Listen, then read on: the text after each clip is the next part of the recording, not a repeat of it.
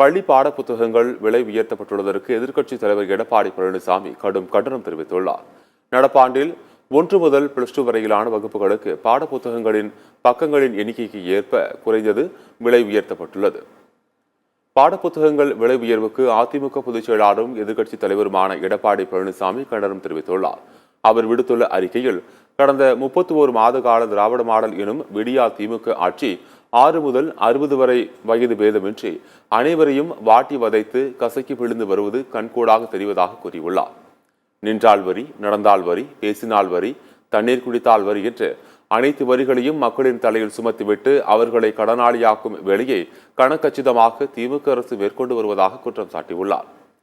அரசு பாடத்திட்டத்தில் படிக்கும் தனியார் பள்ளி மாணவர்களுக்கான பாடப்புத்தகங்களின் விலை சுமார் 40 விழுக்காடு வரை உயர்த்தப்பட்டுள்ளதாகவும் செய்திகள் வெளியாகியுள்ளதாகவும் இந்த விலை உயர்வை உடனடியாக திரும்பப் பெற வேண்டும் என்றும் எடப்பாடி பழனிசாமி வலியுறுத்தியுள்ளார்.